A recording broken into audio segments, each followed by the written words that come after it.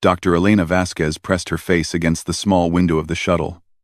Outside, the alien ship stretched farther than her eyes could see. The massive vessel looked like a floating city made of silver and light. She had seen pictures, but being this close made her stomach feel strange. "First time seeing one up close?" asked Captain Torres from the pilot seat. "Yes," Elena said. "The photos don't show how big they really are."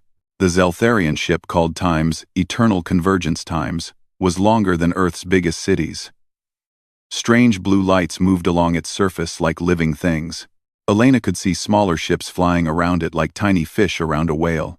3 months ago, these aliens had appeared in Earth's solar system. Their ships just showed up one day, causing panic across every human world. But instead of attacking, they sent a message. They wanted to talk. The aliens called themselves the Zeltharian Consortium. They said they ruled most of the galaxy and had been watching Earth for a long time. They offered humanity something no one expected: membership in their galactic civilization. Elena was Earth's best expert on alien languages and cultures, even though she had never met a real alien before. The government picked her to lead the first diplomatic mission. Now she was flying toward the biggest moment in human history. "Docking in 5 minutes," Torres announced. Elena checked her equipment one more time. She carried translation devices, recording tools, and samples of human art and culture. Everything had to be perfect. One mistake could doom humanity's future in the galaxy. The shuttle shook slightly as it connected to the alien ship. Elena heard strange sounds through the walls, like music mixed with mechanical noise. Her heart beat faster. "Good luck, Doctor," Torres said. "Make us proud." The airlock opened with a soft hiss. Elena stepped through and gasped. The corridor beyond looked like something from a dream. The walls seemed to glow from within, showing moving patterns of light. The air smelled like flowers she had never encountered. Gravity felt slightly different, making each step feel like a small bounce. "Welcome, human Elena Vasquez." The voice came from everywhere and nowhere. Elena looked around but saw no one. "I am Zeth Kalar, speaker for the Consortium Council. Please, follow the light path." A line of soft blue light appeared on the floor, leading down the corridor. Elena followed it, trying not to stare at everything around her. The walls showed moving pictures of alien worlds, oceans that sparkled like jewels, cities that floated in clouds, forests with trees that reached into space. The path led to a huge round room with a ceiling so high Elena could barely see it. In the center stood the most beautiful and terrifying thing she had ever seen. The alien was tall and thin, with skin that looked like it was made of starlight. Its face had 4 eyes that glowed with soft purple light. When it moved, patterns of color flowed across its body like water. "I am Zeth Kalar," the alien said. Its voice sounded like singing. "You are the first human to stand in this chamber. We are honored." "Ever." Elena tried to remember her training. "Thank you for inviting us. Humanity is honored to meet the consortium." Zeth Kalar tilted its head. "Your species is remarkable. In all our travels, we have never encountered biological diversity like Earth's. Your world contains more life forms than entire star systems in our space." "We're proud of our planet," Elena said. "But we're still learning about the galaxy. We only achieved faster than light travel last year." "Yes, we know. Primitive, but promising. This is why we offer you membership in the consortium." Zeth Kalar waved one of its long arms. The air around them filled with images. Alien cities, massive space stations, fleets of ships crossing between stars. "We are the consortium," the alien explained. "We unite 300 species across 2 galaxy arms. We share knowledge, technology, and protection. Together, we have built the greatest civilization the universe has ever known." Elena watched the images with amazement. She saw aliens of every possible shape, some like walking crystals, others like flying metal, some that looked like living clouds. All of them worked together in perfect harmony. "What would you want from humanity?" Elena asked. "Your biological knowledge. Your planet's genetic diversity. Your enthusiasm." Zeth Kalar paused. "Other species have grown calm over thousands of years. Humans still have fire in their spirits. This is valuable. And what would we get in return? Zeth Kalar smiled, which looked strange on its alien face. Everything. Technology beyond your dreams. Medicine that can cure any disease. Ships that can cross the galaxy in days. Wisdom from civilizations older than your species. Elena felt dizzy thinking about it. This seems too good to be true. It is not without responsibility, Zeth Kalar said. New members must prove their worth. We will assign you territory in the Outer Rim. You will help guard the frontier while you learn our ways. Guard against what? For just a moment, Zeth Kalar's glowing eyes dimmed. There are challenges in the deep space. Nothing you need concern yourselves with yet. Other members handle the serious threats. Elena noticed something in the alien's voice. Fear? But that seemed impossible. These beings had technology like magic. I need to discuss this with my government, Elena said. Of course. But do not take too long. The galaxy is dangerous for isolated species. Under our protection, humanity will be safe. Zeth Kalar led Elena through more of the ship. She saw gardens that grew in zero gravity, libraries that stored information in crystallized light, and workshops where aliens built machines she could not understand. Your people will live on 17 worlds we have prepared, Zeth Kalar explained. They are located in a region perfect for human biology. You will have everything you need to grow and learn. Elena nodded, but something bothered her. The worlds Zeth Kalar showed her were all far from the consortium's main territories. They formed a line along the galaxy's edge, like a fence. Why so far from your core worlds? She asked. New species need space to develop. Close to our ancient worlds, you might feel overwhelmed. This arrangement is better for everyone. Elena accepted the explanation, but the feeling of unease remained. Hours later, she returned to her shuttle with her head full of wonders and questions. As they flew back toward Earth, she looked at the recordings she had made. The offer was incredible. Technology, knowledge, protection, a place among the stars. But she kept thinking about that moment when Zeth Kalar's eyes dimmed. What were these challenges in deep space? What threats were the aliens not telling her about? How did it go? Captain Torres asked. They're offering us everything we've ever dreamed of, Elena said. I just hope the price isn't higher than they're telling us. Captain Marcus Reed floated in the command center of the human defense ship Times New Horizon *. 3 years had passed since humanity joined the consortium, and Reed commanded the largest human fleet in space. 27 ships, all upgraded with alien technology that made them faster and stronger than anything Earth had ever built. But Reed was not happy. Captain, called Lieutenant Sarah Chen from the navigation station. We're getting another patrol assignment. Sector 7 Alpha, near the rim boundary. Reed sighed. Let me guess. The consortium fleet that was supposed to patrol that area got reassigned to core world duties? How did you know? Because it's always the same story, Reed said. He pulled up the sector map on his screen. Red dots marked the patrol routes assigned to human ships. They formed a perfect circle around the galaxy's outer edge. Every single human colony, every human patrol, every human military base sat on the frontier. Reed had been asking questions about this for months, but the consortium officials always gave the same answers. Humans were still learning. They needed more experience before taking on complex assignments.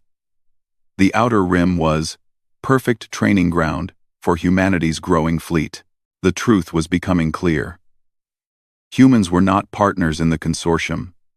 They were guards, placed at the edge of civilization to watch for threats. Set course for Sector 7 Alpha, Reed ordered. And send a message to Admiral Park on Earth. Tell her we need to talk. The Times New Horizon Times jumped into hyperspace using consortium technology. The trip that would have taken months with human engines now took 3 hours. Reed had to admit the aliens kept their promises about technology. Human life had improved in incredible ways. People lived longer thanks to alien medicine. Human ships could cross vast distances in days. Fusion power gave every world unlimited energy. The 17 human colonies were thriving, with populations in the millions. But something was wrong. Reed remembered his first meeting with Dr. Elena Vasquez, now Earth's ambassador to the consortium. She had returned from the alien homeworlds with disturbing news. "They're hiding something from us," she had told Reed privately. "I've been trying to access consortium databases for 2 years. Every time I get close to sensitive information, I hit security walls. They say humans don't have proper clearance yet." "What kind of information?" Reed had asked. "Everything that matters. Military threats, ancient history, the real reasons for their policies. Marcus, I think we're being managed, not included." Reed had started his own investigation after that conversation. What he discovered made him angry. Every other species in the consortium had full access to all databases. Every other species could travel freely to any world. Every other species had representatives in the Council of Minds that made all important decisions. Humans had none of these privileges. "Captain," Chen called out, "we're approaching the patrol zone. And sir, there's something weird on the sensors." Reed looked at his screens. Space near the rim boundary was distorting in strange ways. Reality seemed to bend and twist in patterns that hurt to look at. "What is that?" Reed asked. "Unknown, sir. The distortion is moving. And it's big. Maybe the size of a small moon." Reed had seen these distortions before on previous patrols. The consortium called them spatial anomalies and told human patrols to report them, but not investigate. Every time humans found one, consortium officials would arrive quickly and order the area sealed off. "Chen, scan the anomaly with everything we have. I want detailed records." "Sir, our orders are to report and withdraw. Our orders come from people who won't tell us what we're really guarding against." "Scan it." The sensors revealed something that made Reed's blood turn cold. The distortion was not empty space. Something lived inside it. Something massive and alien that moved with purpose. "Captain," Chen said in a whisper, "I'm reading energy signatures unlike anything in our databases. This thing it's actively scanning our ship. All ships, battle stations," Reed ordered. "Raise shields and charge weapons." "Sir, should we call for consortium backup?" Reed almost laughed. "Chen, in 3 years of patrolling, have you ever seen a consortium ship in our patrol zones?" "No. Sir, that's because they never come here. We're on our own." The distortion suddenly expanded. The thing inside it emerged into normal space. And Reed saw something that would haunt his dreams forever. The creature was beautiful and terrible at the same time. It looked like a living galaxy, with spiral arms made of dark energy, and a center that pulsed with hungry light. It was easily the size of a city, and Reed could feel its attention focused on his small fleet. "Sir, it's scanning us again. But this time it's different, like it's trying to read our minds." Reed felt something touch the edge of his thoughts. Cold fingers of alien intelligence probing his memories, his fears, his hopes. For a moment, he saw images that were not his own. Vast fleets of ships being consumed by darkness, entire planets stripped of life, civilizations that screamed as they were devoured. Then the creature spoke directly into his mind. New minds, chaotic thoughts. Interesting. Reed grabbed the communication controls. "All ships, emergency retreat. Jump to hyperspace now." The human fleet vanished into hyperspace just as the creature began to move toward them. But Reed knew they had been marked. The thing had tasted their thoughts and found them. Interesting. Back at the human fleet base, Reed called an emergency meeting with all his captains. The room was full of worried faces as he shared what they had encountered. "Ladies and gentlemen, I believe we've just met the real reason the consortium invited us to join them. We're not members. We're bait." Captain Williams from the Times Earth's Pride Times raised her hand. "Bait for what?" "For whatever that thing was, and I'm betting there are more of them out there." Reed pulled up the patrol maps. "Look at our assignments. We form a perfect defensive perimeter around consortium space. Every human world is positioned to intercept threats before they reach the core worlds." "You're saying they're using us as shields?" asked Captain Park from the Times New Dawn *. "I'm saying they're using us as an early warning system. And probably as a sacrifice they can afford to lose. The room fell silent. Then Captain Chen spoke up. What do we do about it? Reed looked at the faces around him. These were good people who had volunteered to explore the galaxy and protect humanity. They deserved better than being used as disposable guards. We keep doing our jobs, Reed said. But we also start preparing for the day when the consortium decides we're no longer useful. And we start asking the hard questions they don't want us to ask. After the meeting, Reed sent a coded message to Dr. Vasquez on the consortium homeworld. The message was simple. Found what they're hiding from us. We need to talk. Immediately. Reed stared out at the stars and wondered how humanity had walked into such a perfect trap. The aliens had offered them everything they wanted. Technology, knowledge, a place among the stars, but they had never mentioned the price. Humanity had become the galaxy's guard dogs, watching the darkness at the edge of space. And Reed suspected that darkness was hungrier than anyone imagined. The next morning, Reed received orders for new patrol assignments. More ships, longer routes, positions even closer to the rim. The consortium was spreading humanity thinner across a wider area. They're expecting something, Reed told Chen. Something big is coming, and they want us in position to meet it first. Reed looked at the patrol orders and made a decision. It was time to stop following consortium commands blindly. It was time for humanity to take control of its own destiny, even if that meant fighting the very aliens who had promised to protect them. Commander Sarah Chen watched the enemy ship approach Kepler Station through the bridge windows. The creature was even larger than the one Captain Reed had encountered months ago. This one looked like a storm made of living darkness, with tentacles of pure energy reaching out to touch the station's shields. All stations report ready, called Lieutenant Park from the weapons console. But Commander, our weapons barely scratched the last one. Chen nodded grimly. 3 more attacks had happened in the past 2 months.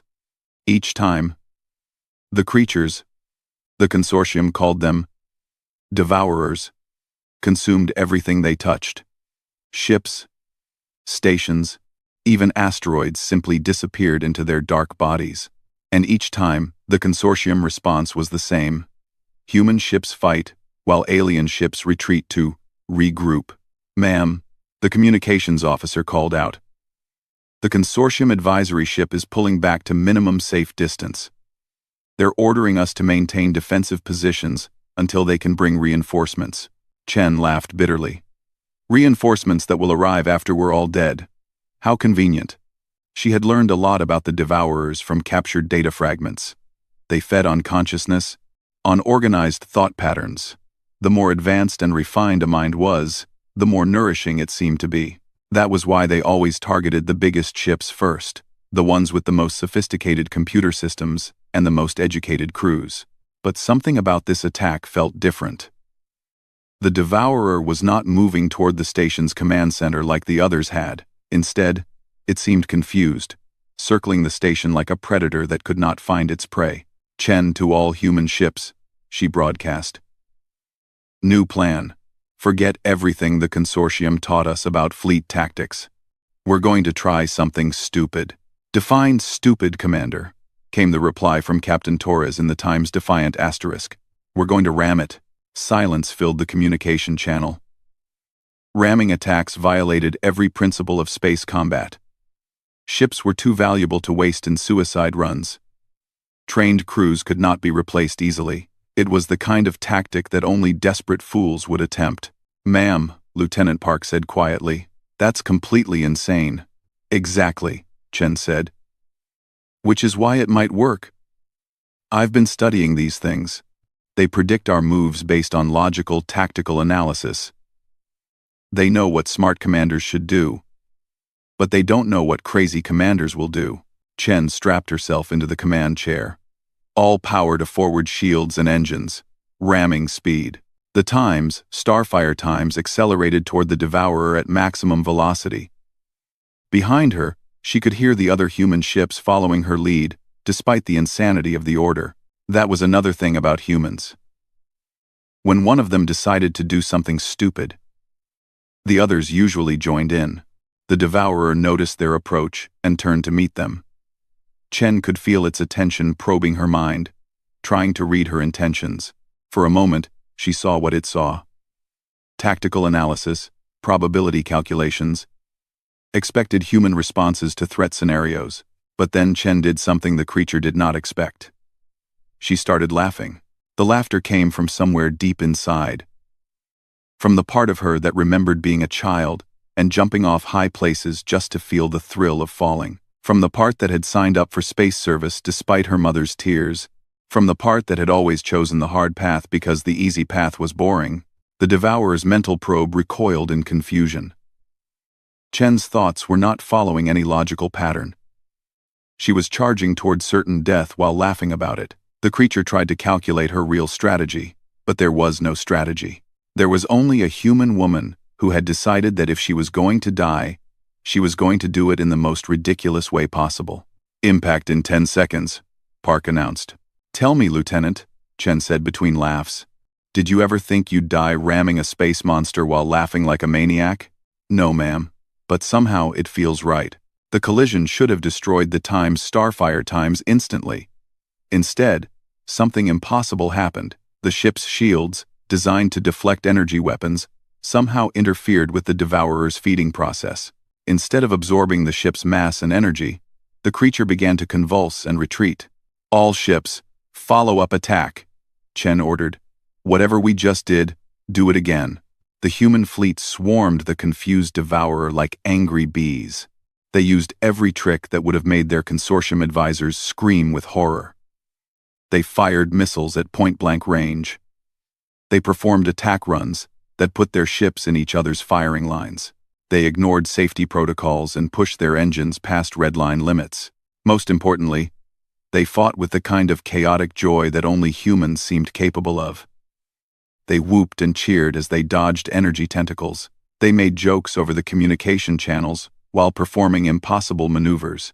They treated the deadly battle like the most exciting game they had ever played. The devourer, faced with this whirlwind of unpredictable chaos, did something no consortium fleet had ever seen it do. It retreated. Commander, Park said in amazement. It's actually running away. Chen watched the creature disappear into hyperspace and felt a strange mixture of triumph and confusion. Get me a direct line to Dr. Vasquez on the consortium homeworld. And patch in Captain Reed, too. We need to talk. An hour later, Chen found herself in a three-way conversation that would change humanity's understanding of their place in the galaxy. You did what? Dr. Vasquez asked from her office on the alien world. We rammed it while laughing, Chen repeated. And it worked. The thing couldn't handle I don't know what to call it. Our craziness? Reed's image nodded thoughtfully. I've been doing research since my encounter. The consortium has files on devourer behavior going back thousands of years.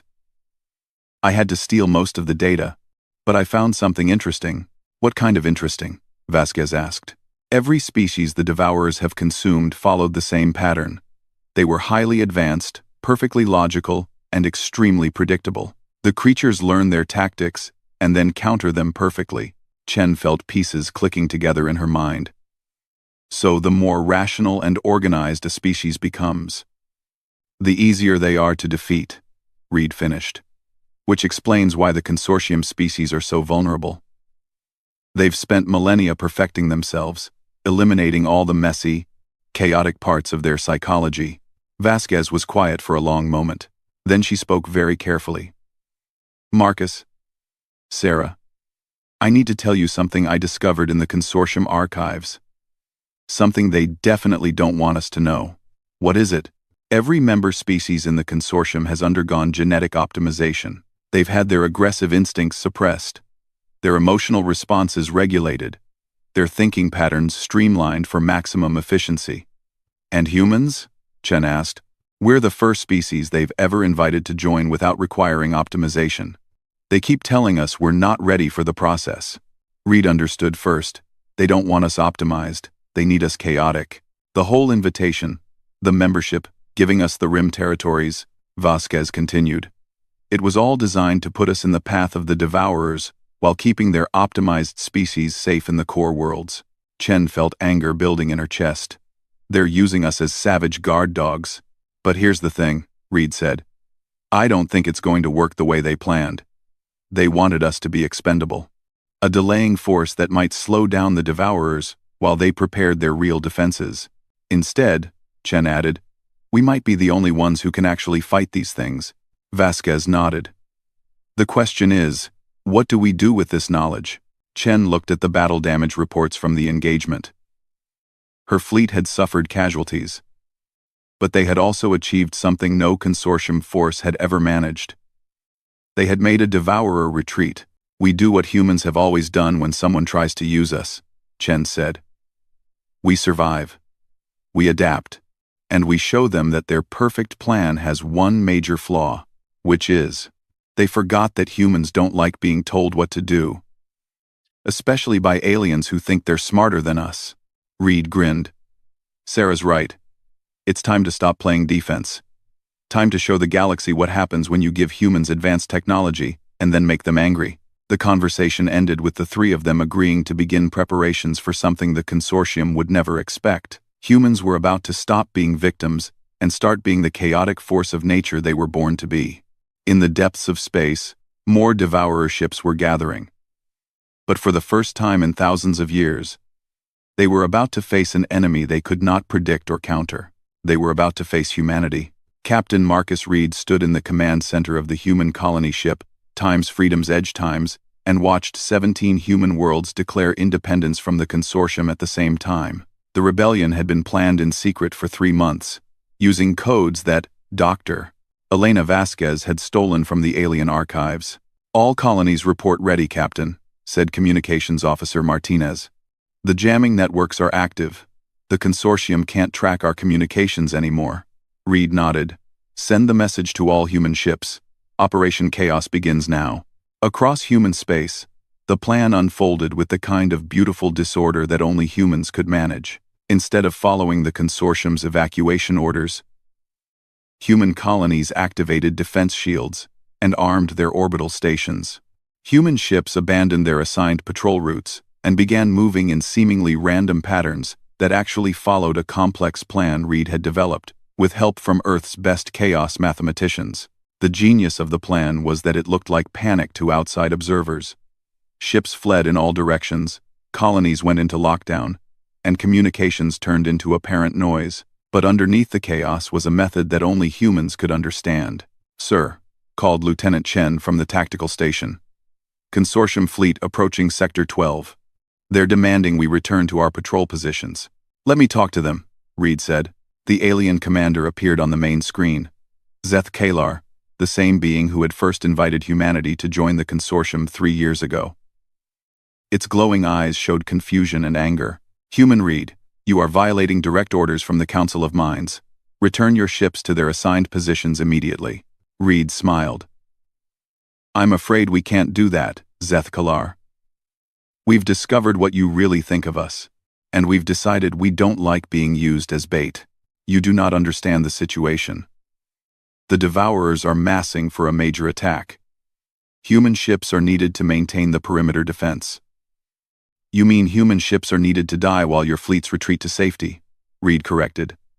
Sorry, but we're done with that arrangement. Zeth Kalar's face showed an emotion Reed had never seen before in a consortium alien. Fear. If you abandon the perimeter, the Devourers will break through. Consortium core worlds will be exposed. Then I guess you better start figuring out how to fight them yourselves, Reed said. We're too busy being chaotic and unpredictable to follow your orders anymore. All they're 40 with. Reed cut the communication and turned to his crew. All ships. Begin Phase 2. Let's show them what human chaos really looks like. The human fleet scattered across space in patterns that made consortium tactical computers crash from trying to analyze them. But Reed wasn't running away. He was leading the Devourers on a chase through the most dangerous regions of space he could find. The plan was insane, which made it perfect. Instead of making a defensive stand, Reed had decided to use humanity's greatest advantage, their ability to survive in places that would kill any sensible species. "Sir, Devourer fleet is following us into the Maelstrom Nebula," reported Navigation Officer Park. "Perfect. Take us deeper." The Maelstrom Nebula was a region of space that consortium ships avoided completely. Unstable gravity fields, radiation storms, and spatial distortions made it impossible to navigate using standard methods. Ships that entered usually never came out. But human pilots had grown up on Earth, where storms changed direction without warning, and where survival meant adapting to chaos instead of trying to control it. They flew through the nebula like dolphins swimming through rough seas, using instinct and improvisation instead of computer calculations. The Devourers followed, expecting to trap the humans in a dead-end system. Instead, they found themselves lost in a maze of natural hazards that their logical minds could not predict or counter. "Chen to all ships," came the voice of Commander Sarah Chen over the communication system. "Beginning the Torres maneuver." Reed grinned. The Torres maneuver was named after Captain Torres, who had developed it during a training accident when his ship's navigation system failed. Instead of trying to fly in straight lines, Torres had simply followed the natural flow of space currents, letting the galaxy's chaos carry his ship where it needed to go. The technique worked because it required a kind of thinking that optimized species could no longer do. It meant giving up control, trusting instinct over logic, and making decisions based on feelings instead of facts. The human fleet flowed through the nebula like a school of fish, each ship responding to invisible currents that only human intuition could detect. Behind them, the Devourers struggled to follow paths that made no logical sense.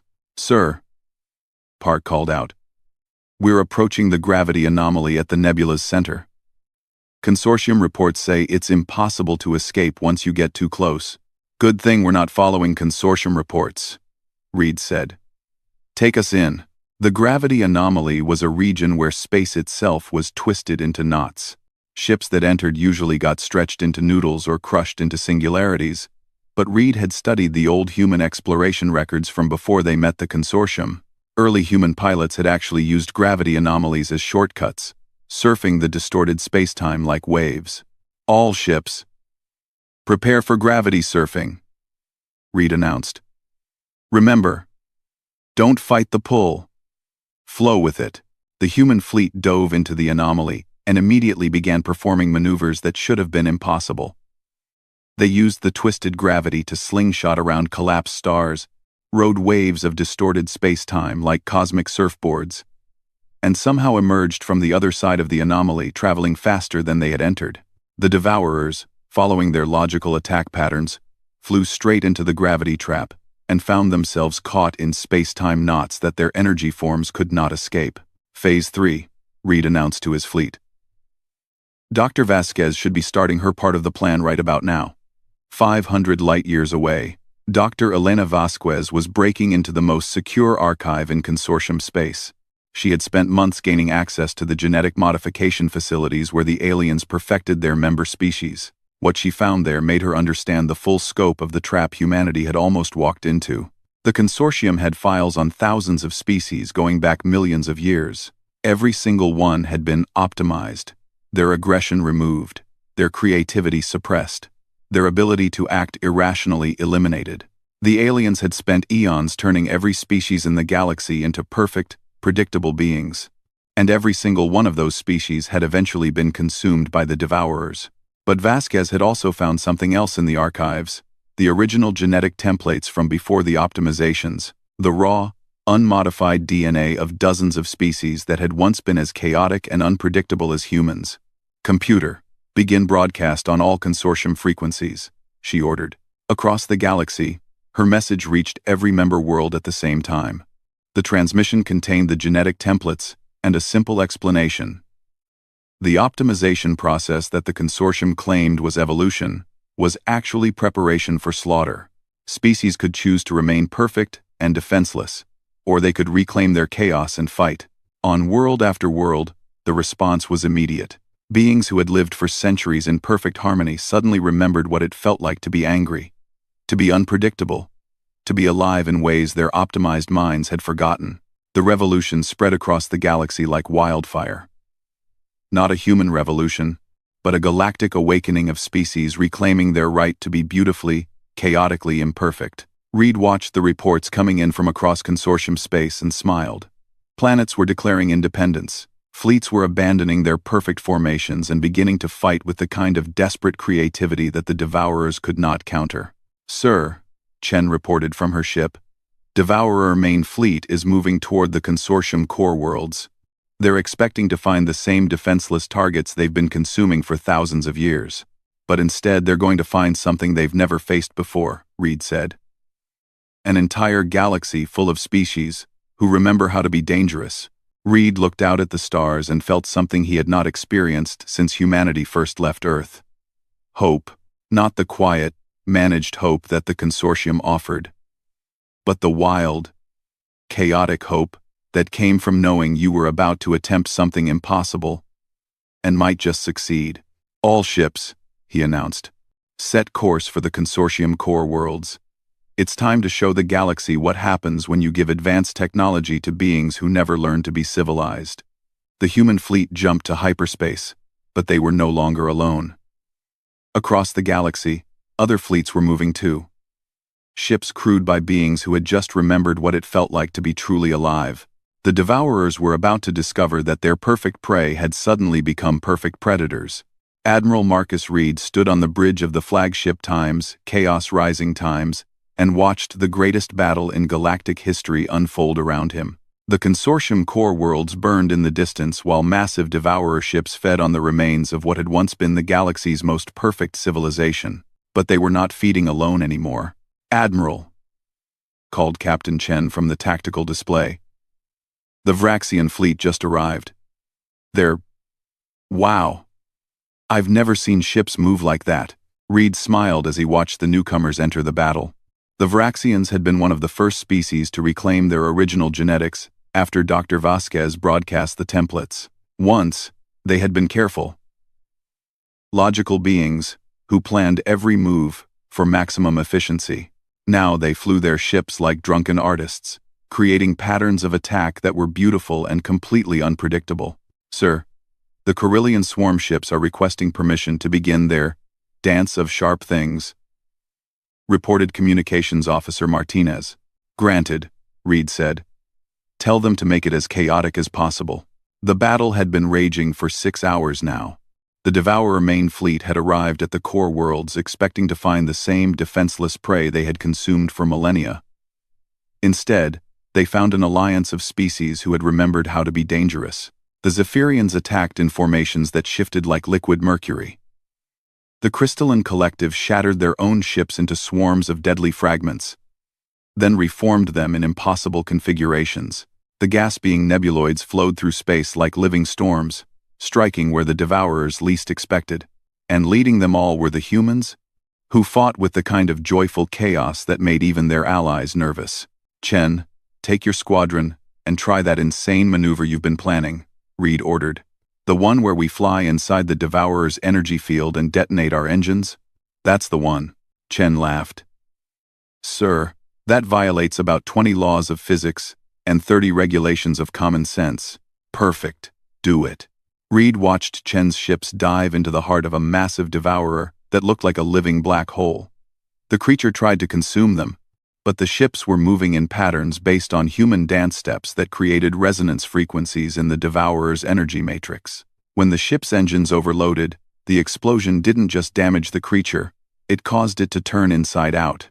"Sir," Martinez called out, "we're getting reports from across the battle zone. The Devourers are. They're making mistakes. For the first time in recorded history, they're showing confusion." Reed nodded. He had been watching the enemy's behavior carefully. The Devourers were creatures of pure logic, evolved to counter every rational strategy, but they had never faced an enemy that deliberately chose irrational tactics. How could you predict beings who made decisions based on which option would be the most fun?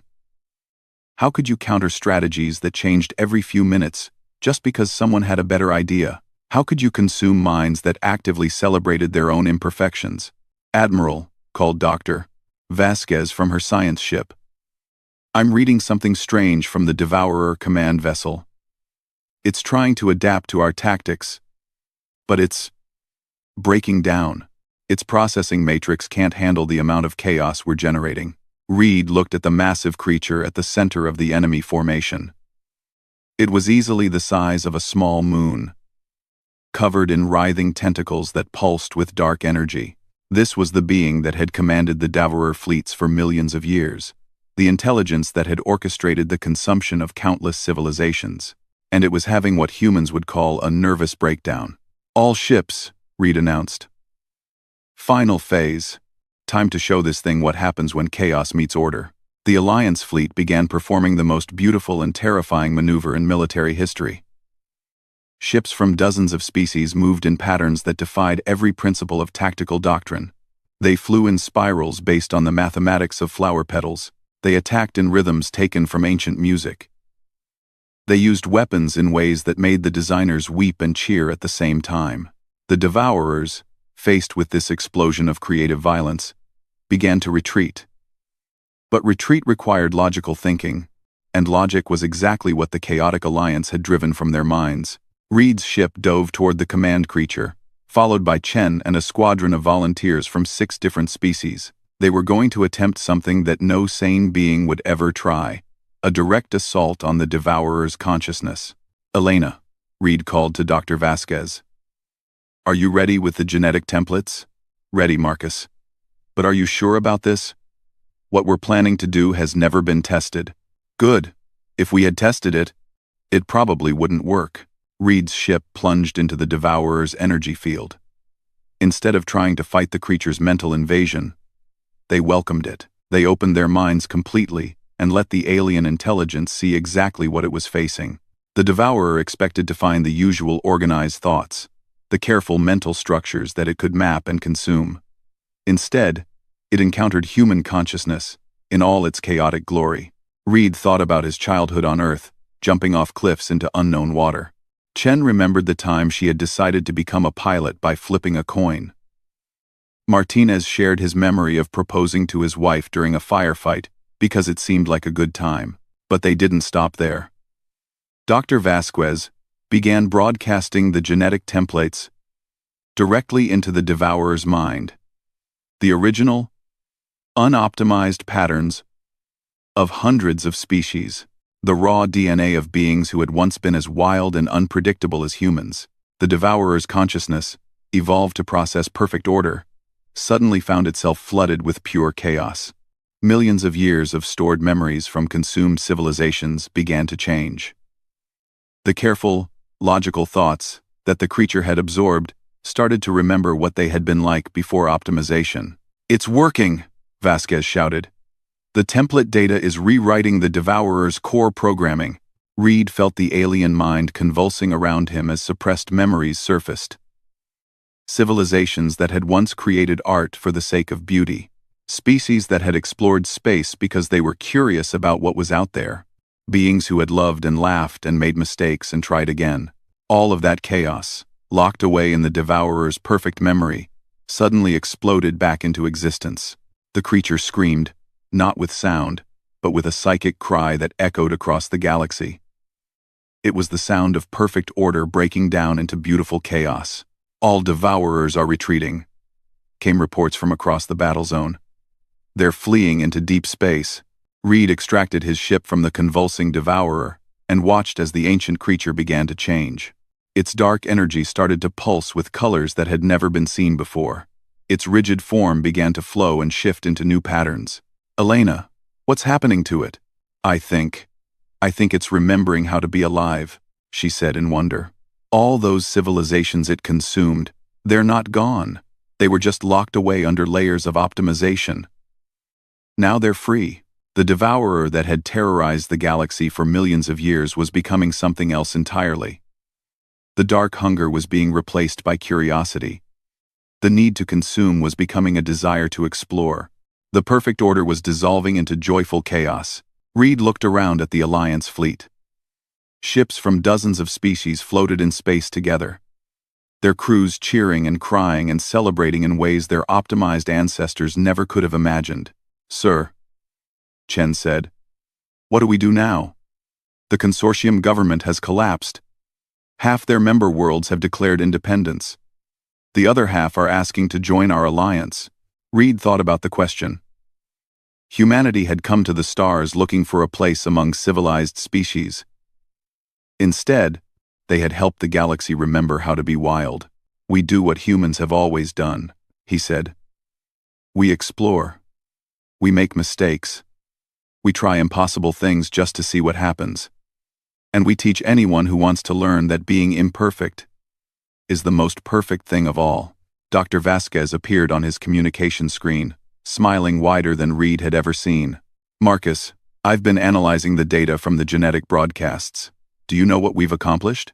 Enlighten me. We've started a new kind of evolution. Not optimization toward perfection, but adaptation toward infinite possibility. The galaxy is going to become a much more interesting place. Reed looked out at the stars and felt something he had never experienced before. For the first time since humanity had learned they were not alone in the universe, the future felt completely unpredictable. Good, he said. Predictable was getting boring anyway. The Alliance fleet began to disperse, carrying word of the victory to every corner of the galaxy. But more than that, they carried something the galaxy had lost eons ago. The knowledge that chaos wasn't the enemy of civilization. It was the source of life itself. Reed's final log entry would become required reading at military academies across dozens of worlds. Today we learned that evolution isn't about becoming perfect. It's about becoming more beautifully flawed with each generation. The galaxy tried to eliminate chaos, and nearly died because of it. Humanity's gift to the universe isn't our technology or our strength.